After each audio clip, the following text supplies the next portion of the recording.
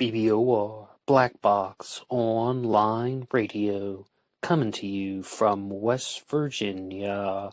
BlackBoxNed88 on Instagram for the bonus podcast. And just a quick reminder, every Monday is Zodiac Mondays. Wednesday is an Ask Me Anything. That's an AMA, so please drop your questions below for things that you would like discussed here on the show. And Friday is an Anything Goes. Any subject is fair game, mostly talking about true crime, serial killers, the Zodiac Killer, but any subject is welcome. All right, so please share some ideas in the comment section about what you would like to hear about on this channel, and let's get started. Alright, hello everybody. Today is Monday, another Zodiac Monday. Welcome to the show. Recently on the channel, I've been following along with some of the chronological events in the Zodiac timeline. For the anniversary of the Lake Herman Road murders on December 20th, I did an episode of that name, the Lake Herman Road murders, and that turned into a Q&A session. And then I did one for the second confirmed incident, called The Blue Rock Springs Shooter Psychological Profile, which was more or less in the Q&A fashion. It was based on a lot of the comments that I learned from you guys in the comment section. You guys always say great things, so please feel free to contribute anything you want in this episode here. And I thought it would be great to do an episode on Lake Berryessa, the third confirmed Zodiac incident. So welcome to this Q&A discussion where I read off your questions and comments, and let's go through them together. The first point is that Lake Berryessa is a crime that is so different than any of the other Zodiac crimes. It's the only time the Zodiac Killer wore that very famous dark black executioner's hood costume. It's the only time the Zodiac Killer officially wore any costume. I mean, in any of the confirmed incidents. It's the only crime that occurred in the daylight. It was the only stabbing. Blue Rock Springs, Lake Herman Road, and the Palestine murder in Presidio Heights were committed by firearms, and in most, not all, but most of the unconfirmed Zodiac incidents, the victims were also killed with by gunshot. An exception to that would be, of course, the murder of Sherry Jo Bates from 1966, as well as perhaps some others might even come to mind, but that's the most famous one. On the 27th of September 1969, the Zodiac Killer also did something very different, and that was making a very long walk from his vehicle, which had been parked maybe 300 to 500 meters away from where Brian Hartnell and Cecilia Shepard had been, on a picnic blanket at Lake Berryessa. They were almost completely isolated. It's a very large park, so no one else was around except for the Zodiac Killer that day. The Zodiac approached, he held them up at gunpoint, he had a conversation with them, he had Cecilia tie up Brian, and then he tied up Cecilia, made sure Brian's restraints were tied up, stabbed Brian in the back, stabbed Cecilia Shepard in the back, and then turned her over and stabbed her in the front more. So, very different than the other Zodiac Killer crimes. But I would just like to address something that a lot of people had been saying in the comments section over the past couple months.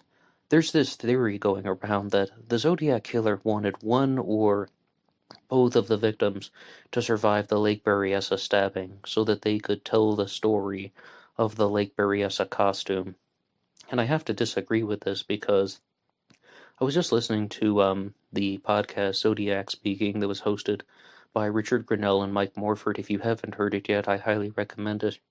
And they stated something that is obvious, but it needs to be reiterated. There's no way that the Zodiac Killer could have known that the victims would have lived for any amount of time after being stabbed 6 or 7 times in the back, or then 10 times like Cecilia Shepard was. And it's really 12 if you count the superficial lacerations, such as the 3-inch cut on her hand. But they pointed out that Brian Hartnell was a millimeter away from dying. If the knife wound had gone 1 millimeter farther, he would have died. I don't think there's any possible way that the Zodiac Killer could have known that with that type of surgical precision, using a knife, just stabbing recklessly in the back. I mean, it's just a miracle that Brian Hartnell survived. That's why a lot of people believe that the Zodiac Killer wasn't wearing that costume so the victims would tell the story of it. He was wearing the costume because it had meaning to him. And this is the stuff that Drew Beeson likes to talk about a lot on the Zodcast. If you haven't heard that show yet, I also recommend you subscribe to it. The Zodcast is here on YouTube. And that's a point that he wants to reinforce and reiterate. The hood must have had meaning to the killer because it's an elaborate costume. It's not just some scarf that's tied around somebody's face or a bandana or a ski mask or something like that. There was a lot of effort that went into this costume, let alone that there is a zodiac symbol that has been attached to it. So, I would like to get to the questions and comments that people have been leaving on the Lake Berryessa episodes that are available on this channel, and there are numerous ones. And this one comes to us from Andrew WVA, who says, when the Zodiac wrote out the word September on the car door, I found an interesting coincidence with the numbers as it relates to Richard Gaikowski. Richard Gaikowski's Army ID was 555-283-50, which adds up to the number 33. Richard's age in September 1969 was 33 years old. September 27th, 69, 6:30. 2 plus 7 plus 6 plus 9 plus 6 plus 3 equals 33. I've talked about this a lot on the channel, and Lake Berryessa is also the only time that the Zodiac Killer wrote a message on the car door. I mean, this is not present at Blue Rock Springs, and definitely not at Lake Herman Road, when the Zodiac Killer should have had more time to write something there like 12/20/68. It would have been so fast, it would have been so easy. And not only did the Zodiac write the dates of activity on the car door that belonged to Brian Hartnell, his Carmen Gia, he wrote Vallejo, the Zodiac symbol, and the words by knife. So, this goes to show that there could be some meaning in that. And the big observation that I've always talked about, hoping that there might be some other greater meaning in, is that the Zodiac wrote 12/20/68. Then 7/4/69, September 27th, switching the month to wording as opposed to writing the number 9. Instead of writing 9/27, he wrote Sept 27, S-E-P-T. It would have been easier and quicker to just write a 9. So, what is the meaning of that? And my simple response was to Andrew WVA, even if this isn't exactly what the Zodiac was intending to show Richard Gaikowski's age, that it all adds up to 33. I think that's remarkable. If that's just a coincidence, it's fascinating all the same. Although Jerry B did share some things with me about the Zodiac Killer, Jack the Ripper influences, for lack of a better term, and he pointed out that the Zodiac Killer could have just been copying Jack the Ripper, meaning that there was a planned crime that was supposed to happen on October 11th of 1969, where the Zodiac Killer wanted to commit another crime after Lake Berryessa, and with the Whitechapel murders, with Jack the Ripper. After the second to the last night of Ripper activity, a message was written on the building that had been attributed to Jack the Ripper, and then it was washed out. But, I mean, a message had been written on the building. But the Zodiac is where? Lake Berryessa, a park. There's nothing around but trees, except for Brian Hartnell's Carmen Gia. So he wrote the message on the car door, paying homage to Jack the Ripper, or maybe stealing from the Ripper's playbook, for lack of a better term, is possible. It's possible. I definitely do not know that with 100% certainty. But that is something that Jerry B shared with me. I thought that was just somewhat insightful, and I definitely believe the Zodiac Killer had intense familiarity with Jack the Ripper, maybe not exactly trying to become America's Jack the Ripper himself, but using it as a type of influence. I mean, when I said not trying to become the Ripper himself, like he spent his whole childhood, one day I will be like Jack, I'm gonna become Saucy Jackie myself, not exactly in worship and fandom, in idolizing the Ripper, but reading a book about him once or twice, learning about the Whitechapel murders, learning how the crimes were committed.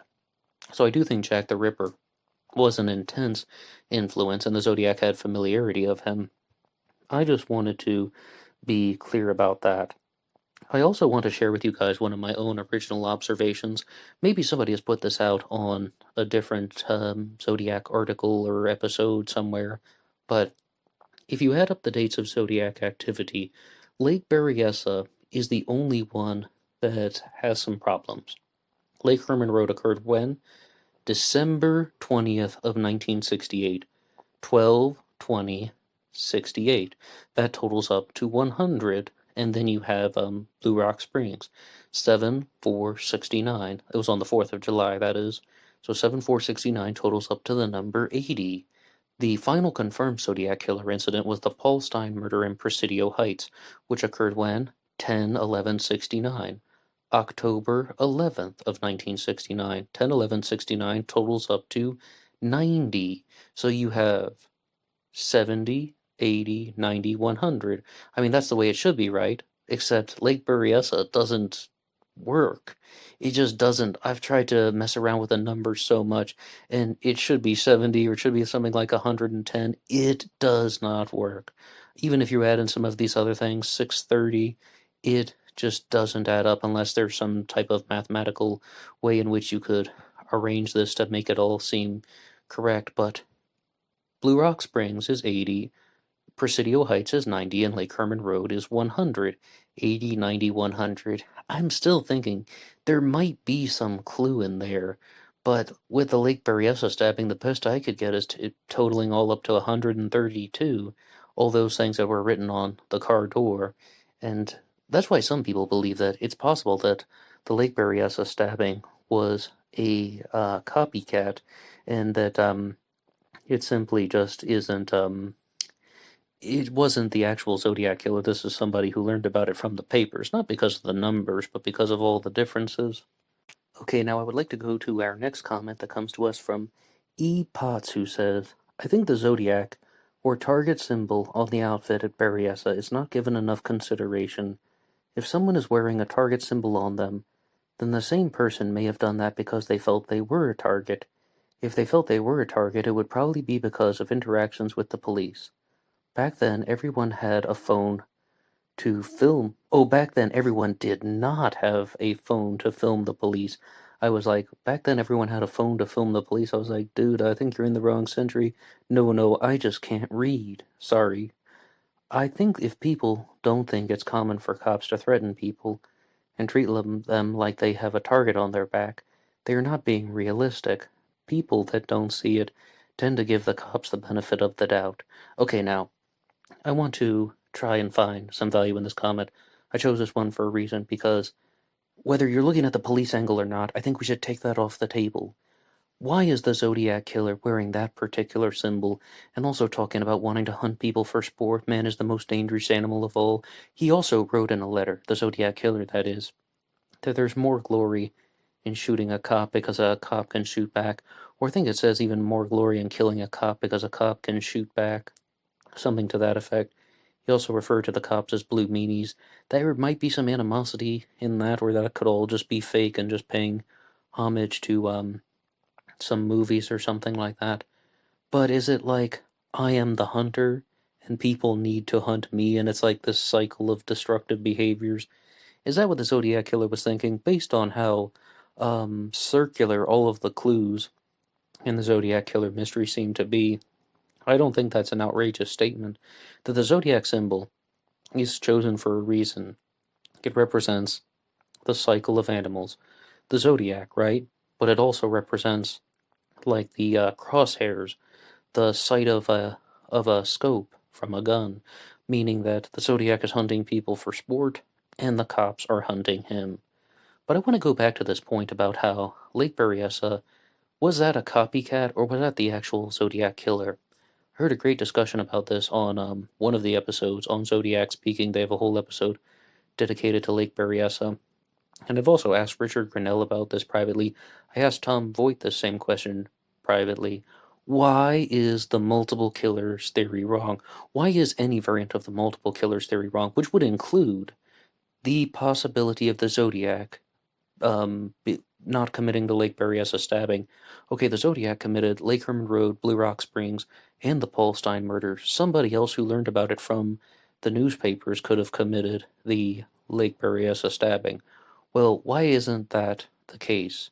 And how do you explain all of these differences? Number one, the kind of general consensus is, from all the people that I was just talking about, is that the Zodiac was growing in popularity, growing in ego, growing in confidence, and there was an additional layer that had been added to this setup.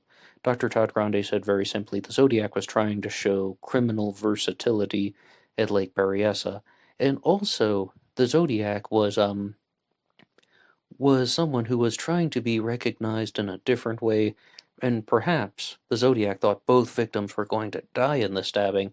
That's why he wrote all that message on the car door to treat it more like a performance rather than something where the victims were meant to live and tell the story of the costume, but to leave a mark so everyone knew it was the Zodiac killer, as well as writing the but words by knife, although I'm pretty sure they could figure out that the victims were stabbed. But that brings up another point. The Zodiac killer almost never talked about Lake Berryessa in the letters, except for saying that, like, I'm the one who killed the kids by the North Bay or something to that effect. And that was mentioned in the Stein letter, I think. But the Zodiac did write something on the car door at Lake Berryessa.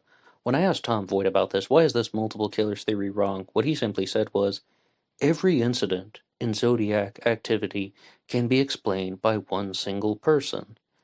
At Lake Berryessa, the cops traced the footprints, and there's only one set of footprints going from the car to the area where Brian Hartnell and Cecilia Shepard were on the picnic blanket, and then that same set of footprints walked back to the car, and they can generally see that the person most likely walked back and then wrote the message on Brian Hartnell's car door. Okay, so this brings up so many different clues, because if they had the Zodiac killer's footprints, well, what size shoe was he wearing? They believe that it was a size 10.5. And then how big was this guy? Lake Berryessa gives so many estimations about the height because not only was Cecilia Shepard able to live for 2 days past the after the stabbing, she passed away 2 days later in the hospital. If you watch the documentary, This is the Zodiac Speaking, she very closely estimates the Zodiac's height at around 6 feet tall, and I won't give any breakdown on that, but if you haven't seen the documentary, she estimates that his height was around 6 feet tall, and that the footprints, though, were also examined by forensic scientists, and I heard this on the Zodcast hosted by Drew Beeson, that they estimated that the person who made those footprints weighed 200 to 220 pounds. So someone who's around 6 feet tall, 200 to 220 pounds. But I think that it's quite important to ask and answer that question. Did this 6 foot, 200-pound person commit all the crimes himself, or is there something else going on? And when we look at the Zodiac hoax theory, and I bring that one up because I have a couple episodes on the Lake Berryessa stabbing in relation to the Zodiac hoax theory. For the longest time, the author of the hoax theory, Thomas Henry Horn, was suggesting that Dennis Land, the park ranger at Lake Berryessa, also committed the stabbing. The first ranger on site who rescued Brian Hartnell was the person who committed the stabbing. And we have a rebuttal that has been written by Captain J on that subject, who says, I think it's impossible for Dennis Land to have been the attacker at Lake Berryessa for 3 reasons. First, Cecilia Shepard saw the man's face, so he would have recognized Dennis Land. Second, both Cecilia and Brian Hartnell talked to the man for a long time, so they would have recognized Dennis's voice. Third, Dennis didn't have enough time to make that payphone call that was located 27 miles away by 7:40 p.m. The stabbing concluded at 6:30 p.m. and then the phone call was made 1 hour and 10 minutes later. And this here, I think, is very important. Even if you're going to say something that the Zodiac is 50 to 100 yards away when he's putting on the Lake Berryessa hood, they could see that he had brown hair, they could see that he was a Caucasian, but I believe and accept that maybe they couldn't make out facial features. But here's something, though, the voice is so much more important because he was up close and personal. And he's telling the whole story. I escaped from a prison. I'm trying to get to Mexico. I killed a guard in a prison. And, we don't necessarily know if any of that's true, but that is just something that is important to think about. From the episode on the myth of the Zodiac Killer talking about Lake Berryessa, we have one from Phobos Idemos, Argentina, who says, I don't believe the victims. How did Dennis Land destroy the crime scene the way that Thomas Henry Horn is talking about? What happened? When Thomas Henry Horn talks about Dennis Land, the first park ranger on site, destroying the crime scene, I believe it means that he moved the picnic blanket that they had been on, as well as all of the items, and walking over the prints as well. So it's things of that nature. But I do know that Thomas Henry Horn is probably going to reveal a new suspect in the Lake Berryessa stabbing, who is not Dennis Land, in the near future.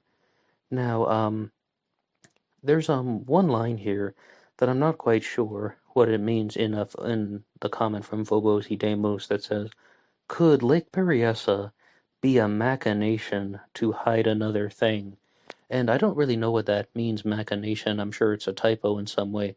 If you mean that Lake Berryessa is meant to hide something else, I think that maybe the most telling thing about it is, how did this person know that Brian Hartnell and Cecilia Shepard were going to be there? I mean, was he just patrolling the areas, waiting for people to be in a vulnerable place, like scouting out the parks every weekend or in every night? And then this just happened to be the time when someone is in a vulnerable place. And another point that was brought up by Mike Morford was that the Zodiac Killer may have just been visiting Lake Berryessa. Yeah, of course, he's thinking about looking for two or more victims to kill or something like that, but he may have just been there sitting around, maybe just sitting like around watching people fish and such. It was a sunny day, September in 1969, and then he saw two people in a vulnerable place, so he used it as an opportunistic activity. I mean, how difficult would it be to have all of those items ready in the car, what somebody called the Zodiac Killer Kit? And that is the hood, the pre-cut lengths of rope, the knife, the gun. It would be very easy to have all that just sitting in the trunk of the car, ready to go. But I think, though, that if we want to come back to the hoax theory, I first need to be very clear. The hoax theory is the idea that someone was writing letters taking credit for murders that he did not commit. That's why it's called the hoax theory. And that all these crimes are unconnected, and that the hoax theory, though, is one that just cannot explain Lake Berryessa in its current format. And with Lake Herman Road and Blue Rock Springs, I follow it completely. Someone is taking credit for murders that he did not commit by writing these letters, meaning that he got the information from the police reports. But how exactly would Lake Berryessa factor into that? Because Lake Herman Road and Blue Rock Springs are very easy to blame on drug-related issues, to blame on a gang that had been in operation, whether it's the Ott Brothers gang or maybe some other smaller sect of the Hells Angels. But once you get to Lake Berryessa, there is someone who is wearing a hooded costume with the knife and the Zodiac symbol on it. Yeah, a crime was committed under the symbol of the Zodiac Killer. And Playtime sent me a comment to the email. Anybody can write the show at BlackBoxOnlineRadio at AOL.com. And Playtime's comment was a variant of the hoax theory, but not talking about the way that it's described by Thomas Henry Horn in his book, The Myth of the Zodiac Killer. Playtime's comment was, the first two crimes in Zodiac chronology, Lake Herman Road and Blue Rock Springs, were drug-related, gang-related shootings. Lake Berryessa and the Paul Stein murder were done by a CIA operation that ties into Operation Mockingbird. It's all about getting these letters circulating around and then getting the ciphers in the paper, because it deals with affecting the way that people are going to be thinking. And Operation Terrify America, but also Operation Mockingbird, is about manipulating media coverage, and that I read this off during the Richard Gaikowski AMA because one theory is that they wanted to shut down Richard Gaikowski's newspaper, The Good Times. So no matter which way you look at Gaikowski, he can never get a break on anything. So that is just another point there that it explores the hoax theory in a different way, because I have to flat out tell you, the idea that someone's writing letters taking credit for murders that he didn't commit, well, how on earth would you explain the Lake Berryessa stabbing, especially when Thomas Henry Horn goes on to say that Dennis Land is an associate of Hal Snook, his suspect for writing the letters? Well, which is it? Is this guy some person who's writing letters taking credit for murders that he did not commit? Or is there an active participant committing the murders? There are two kinds of ideas that are going on there. Now, the next comment comes to us from A.C. Mills on the episode Lake Berryessa transcript that says, I have no idea where Colorado comes from. Always said he was from Montana to Hartnell. Internet fabrication. Now, this is one that I have learned about recently. This was an episode from 2019. And when I say recently, I mean sometime in between 2019 and the present day. Why do some people say that the Zodiac killer told Brian Hartnell during that conversation that he had escaped from a prison in Colorado, when in the transcripts, very clearly it says Montana? Well, Brian Hartnell isn't completely sure that he heard the words Montana in there. I believe that what he actually says is that he was discussing this with the detectives, and he said that he had escaped from some prison, and he couldn't even quite remember the name, and this is all documented in the book Citing It on the Zodiac Killer, when he says, oh, it was something like Fern Feathers, Fernlock, or maybe some double name. It was something like in Colorado or Montana, and then somebody corrected him by saying, was it Deer Lodge Prison? And then Brian says, yeah, that sounds about right. So I would also invite anyone to read the book Citing In on the Zodiac Killer by Drew Beeson. So that would say that, I mean, Brian Hartnell's having this conversation with the Zodiac Killer. He's not trying to memorize everything. He has a gun pointed at him, he's tied up, he's been stabbed in the back multiple times. He's not trying to memorize all of these words. But when you do read the Lake Berryessa transcripts, and anybody can find them online, the first time I ever read them, it was on ZodiacKillerFacts.com. It says very clearly in those Deer Lodge, and that's been accepted as a fact, even though there's a little bit more gray area. In the past, I had always thought that the Deer Lodge thing was 100% accurate because, well, it's like, well, where did Brian Hartnell get this from? And it just turns out that there is a Deer Lodge prison in Montana. The Zodiac must have said Deer Lodge, and quite contrary to the David Fincher film in 2007, the Zodiac Killer says it more than once. I think he only says it one time in the David Fincher film, but that there might have some edits in there. But no, he says that he escaped from Deer Lodge Prison in Montana. He killed a guard. He's trying to get to Mexico, which makes no sense at all. I mean, someone is going to show up wearing some type of really bulky costume that has this kind of rectangular shaped hood. I escaped from a prison in Montana, and now I want to go to Mexico. Yeah, you're gonna go through border security and customs with that thing on your head too, bud? I mean, like, it was just kind of a weird way to approach people. And Gary Stewart, of all people, wrote in his book The Most Dangerous Animal of All, Gary Stewart, whom I do not respect, but he did point out that the dialogue that was said at Lake Berryessa may have been simply irrelevant, meaningless. It was meant to get people to follow along with the Zodiac orders, because if he said, I'm the Zodiac Killer, they would have erupted in a panic, and Mike Morford and Richard Grinnell were talking about this. But it also would have created more tension and hostility, and they may have become more difficult to control. But if he is saying, I just want your money, I just want the car keys, I'm trying to get to Mexico, the dialogue was not truthful.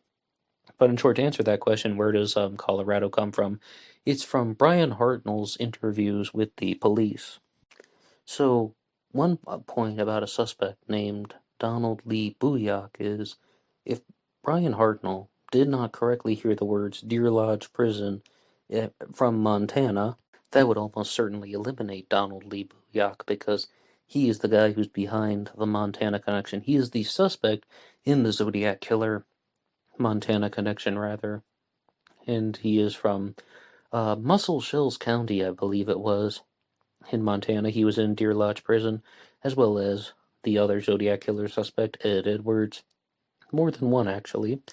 But I would like to point out some other things that had been discussed by Robert Graysmith in his book Zodiac Unmasked, and he says very clearly that he believed the Zodiac killer was going all out with trying to disguise himself at Lake Berryessa. It's not only the hood, it's not only talking in a weird voice, it's also going to be wearing a wig under the hood. And then the Zodiac would have also glued different soles of a shoe to the bottom of his own, because the boots that they identified from Lake Berryessa are the very famous Wingwalker boot prints, size 10.5 Wingwalker boot prints. Robert Graysmith's suspect was the very famous Arthur Lee Allen, and during Don Chaney, Arthur Lee Allen's friend Don Chaney, did an interview with Tom Boyd around the year 2000. He says very clearly Allen had gout in his feet. He did not wear military boots. He always wore sneakers or tennis shoes. And I think that Robert Graysmith had knowledge of this even well prior to Don Chaney's interview with Tom Boyd. But it's talked about in Zodiac Unmasked that he believed that the perpetrator at Lake Berryessa had glued a different pair of soles to the bottom of the shoe, whatever it would have been wearing, even if you're going to do something as ridiculous as gluing a Wingwalker sole to the bottom of a sneaker or something to that effect. But that's one thing that he put forward. Also, the possibility that the person at Lake Berryessa was wearing a wig under the hood. Robert Graysmith had zoned in on Arthur Lee Allen. Arthur Lee Allen wasn't anything about what we just described. That Cecilia Shepard saw. A Caucasian male with dark brown hair? Nope. Arthur Lee Allen was balding and his hair was much lighter. And also, Mike Michaud described the Zodiac killer at the Blue Rock Springs shooting as having some curls in his hair, maybe reddish brown, but Mike Michaud couldn't possibly give a good witness description. Maybe he could tell that the killer wasn't bald, but I mean, if he just has a flashlight shown in his face and bullets start firing, he's not really going to be able to give any solid witness description. So what Graysmith had to do to force the narrative on Arthur Lee Allen is to provide these explanations that are making assumptions. Assumption 1, the killer's wearing a wig under that Lake Berryessa costume. Assumption number 2, the killer has glued a different pair of soles to his shoes. But I did encounter an article about one Zodiac killer suspect that definitely glued different soles to his shoes, and his name is Ted Kaczynski, Theodore Kaczynski, the Unabomber, and it's mentioned actually in numerous articles that you can find all around the internet. And this one that I would like to read is from the Digital Journal, and it was written by Bob Espy in 2006. It's called Unabomber Wore Trick Shoes to, wow, I butchered that one. Unabomber wore wrong shoes to trick the FBI. Yeah, the words are on two different lines. Excuse me. Unabomber wore wrong shoes to trick the FBI.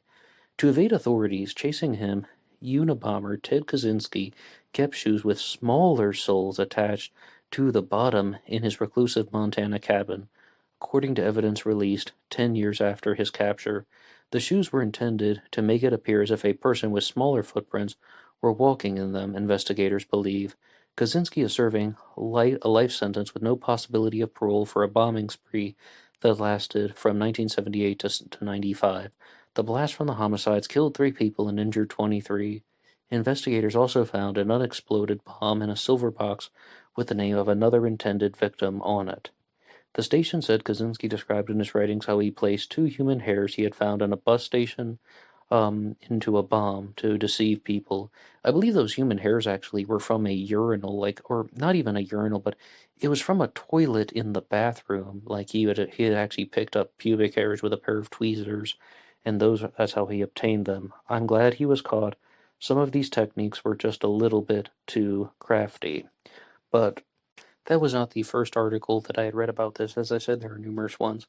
To hear it more directly, on the shoes of the famous from Time magazine, their 2016 article says the Unabomber Ted Kaczynski used glue to glue the underneath of a smaller size shoe to the bottom. So that is what it is talking about in both of these articles. And I mean, are you going to have a 10.5 shoe or something? Ted Kaczynski is a Zodiac killer suspect, and he did that. One Zodiac killer suspect that insisted that he should be eliminated because of the shoe size was none other than Gareth Penn, when he was interviewed out of the blue by Joe from the Zodiac Killer Insight series, who called him up once just to talk, but he recorded the call and put it on YouTube. Once again, the Zodiac Killer Insight series. Gareth Penn said he wore a size 12 shoe, and the footprints they collected at Lake Berryessa were a size 10.5. Unless it does turn out that the Zodiac Killer is Ted Kaczynski, how on earth would anybody be able to say anything about what Gareth Penn calls biometrics now, if you're just going to have someone who can always say, "Oh, well, the shoe size is all bunk because someone could have glued the soles of a different pair of shoes to the bottom. They could have cut up the Wingwalker boots and then glued the 10.5-inch sole to the bottom of whatever shoe size they had." I mean, it's an assumption. Anybody who is playing that card is making an assumption. Moving on to our next comment, this one comes to us from Michael Red on the Zodiac Killer Lake Berryessa costume episode. Brian Hartnell said the executioner's hood he wore looked like he got it from a costume novelty shop. If I was Toski, I would be checking out all of the costume shops in California at the time. There is a newer old suspect named Robert Ivan Nichols. He was on the news a few years ago. Check him out. And yes, there have been numerous requests for an episode on Robert Ivan Nichols, perhaps at some point in the future.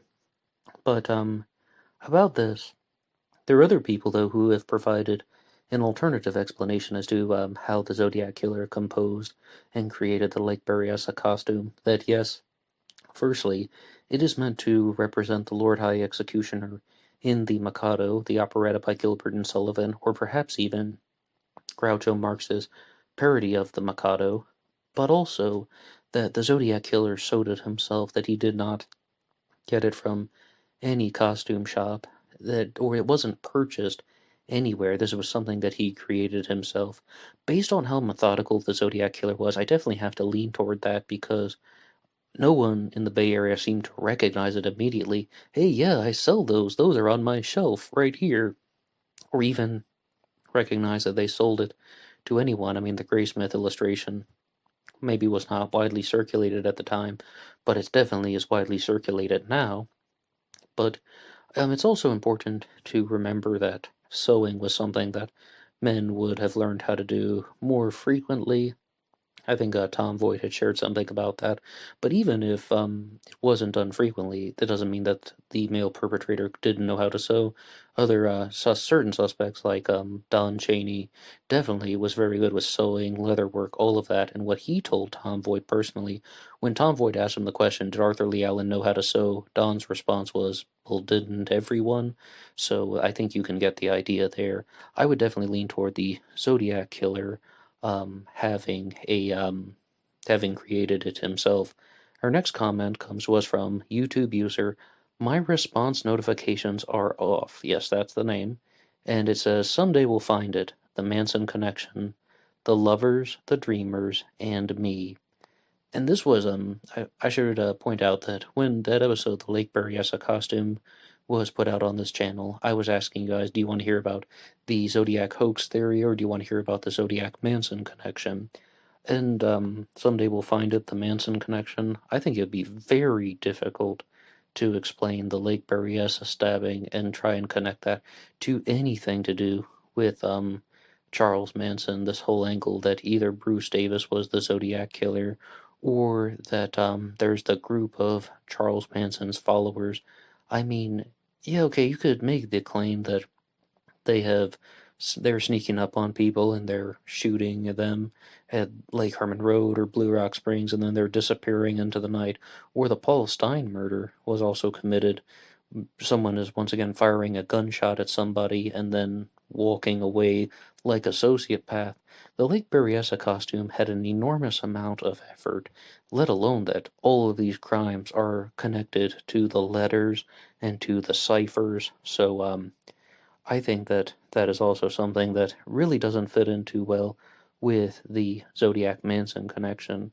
Our next comment comes to us from Chris GP, who says, Don Chaney, as a connection, is the suspect I find at the top of my list. Anything more about him would be welcome. Well, Chris, Don Chaney fits a lot of the descriptions about the Lake Berryessa stabber. He was estimated to be around 6 feet tall, the way Cecilia Shepard described. He weighed around 200 to 220 pounds, to the best of our knowledge. And he was also ex-Air Force, and the wing walker boot prints there are like when they say wing walkers, they mean the kind of boots that you would wear on the wings of an airplane. So you have someone who's connected to the Air Force, ex-military, as well as somebody who who was very proficient in sewing, as we just said, who went to college at Bakersfield Junior College where they put on a production of the Mikado. So all of those things definitely do point to Don. And yes, I mean, that's not something like DNA or fingerprints, but it's building a case around Don Chaney, and you can hear all about that on the Zodcast or read it in the book Sighting In on the Zodiac Killer by Drew Beeson. One comment that came in on the channel was Kevin Robert Brooks, who simply said, "Good job," because I used one of his photos, which was of a recreation of Lake Berryessa. Next comment comes in to us from Mr. JSV650, who says, "The knife in the photo that Kevin Robert Brooks was just talking about is an M1 Garand bayonet, fun fact." And Kevin Robert Brooks says, "Very smart man," confirming that. Yes, that's impressive, all the same. Now, there was this one list of facts once that I read about the Zodiac Killer that many people think that the Lake Berryessa stabbing was committed with a bayonet, but in recent years I've noticed people have been saying that they think the Zodiac Killer was using a hunting knife at Lake Berryessa. But someone who had never stabbed anyone before, if this is indeed his first crime, then he definitely did not seem to hesitate too much. And all, like forensic examiners, medical examiners, forensic scientists, pathologists, they can tell if there are wounds of somebody hesitating with a knife. And it seems like this person did not hesitate. Number one, he could be a sociopath, or number two, someone who was a big game hunter who was very familiar with putting a knife into the carcass of an animal. So that's something else that would support that. Now I'm going to talk more about this on the AMA, but a video was sent to me from Postmark, who just sent me a video link here in the comments section. Anybody can do that. You can also write the show, BlackBoxOnlineRadio at AOL.com. And Postmark shared with me a video where some guy's giving his theory about the Zodiac Killer, and it relates to the Lake Berryessa stabbing being connected to the murder of Sherry Jo Bates in 1966. And I will do a very big thing on this on Wednesday, so please subscribe to the channel, follow along, or just listen to Wednesday's episode, anything. And he's saying that he thought the Zodiac Killer murdered Sherry Jo Bates in 1966, and then he got such a rush out of the killing. So it was so exhilarating that he wanted to do it again. And he's being very general. Someone who isn't super well informed was like, it seems like this first murder was someone who committed a crime of passion, something that was unexpected, something that was meant to be some type of revenge killing. And the person who did it just felt that rush and that exhilaration. So they're like, 2 years go by, and then, oh my gosh, I've got to do this again. Then that's what creates the urge to kill. It's not done in like a type of sexual sadism where somebody's targeting prostitutes and sex workers. No, it was that somebody committed a murder, got away with it, even wrote in letters bragging about how they got away with it. Bates had to die, there will be more, signed with a Z. And then this goes on to say, that's why there are all of these differences in the Lake Berryessa stabbing versus the other canonical crimes. Someone wanted to then create a criminal masterpiece. They got away with the murder of Sherry Jo Bates. Now they want to um, do the murders in a different way that is more methodical. It's not a revenge killing anymore. The victims aren't even important. He just calls them, oh, the boy, the girl. The boy had his feet facing the car. I killed those 2 kids last year. I killed the taxi driver. Here's a piece of his shirt. Definitely not personal. But I think that's an interesting theory all the same. There are other people out there who believe that the Zodiac Killer was the murderer of Robert Domingos and Linda Edwards on the 4th of June, 1963, and that this was the Gaviota shooting where someone approached Robert Domingos and Linda Edwards on a beach, and that the person held them up at gunpoint, not carrying a 4D5, which Michael Cole believes the Zodiac had at Lake Berryessa, although that's just a guess. But he was holding a .22 caliber gun, and he said, "Tie up the man, tie up Robert Domingos," and then Robert Domingos's arms weren't actually tied very well, so then he broke free from the restraints, punched the killer in the face, and they tried to run away, but then the person who was tailing after them unloaded 26 bullets from that .22 caliber gun, killed both of them, then dragged their bodies to a seaside shack and attempted to set it on fire. At some point throughout this endeavor, Linda Edwards' swimsuit was cut open and her breasts were revealed. Definitely not anything like the Zodiac Killer's crimes, but the reason why people believe that that one may be connected is because of the Lake Berryessa stabbing, that the Zodiac Killer may have been like, I almost messed up that crime completely, the victims almost got away, or as Michael Cole also said, the plan did not work. Things did not go according to plan, and whoever did the shooting at Gaviota was a very inexperienced perpetrator, very inexperienced criminal, and they had this idea of trying to assault a woman with the man already tied up, but he broke free, so that's another reason why there could be these differences at Lake Berryessa. Someone wanted to get the Gaviota Beach shooting down correctly without all of those mistakes that had happened. And I think that'll be a good place to leave it.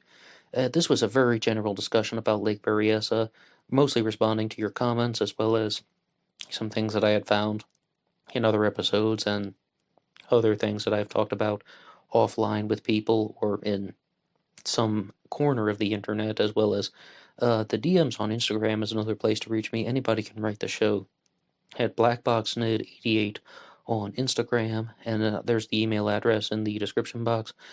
There's also a link that has been posted to the Facebook page, and anybody can visit the Teespring site as well. Black Box Online Radio t-shirts, it's a great way to support the show. But most importantly, just share something in the comments section below about what you think about the Zodiac Killer and the Lake Berryessa stabbing. If you like what you hear, you can hit the like button, subscribe, as well as share with anybody who is curious about the true crime world. Share on Facebook, Twitter, anything like that. But really, I want to see your comments in the section below so we can continue the discussion. That's all for me now. Until next time.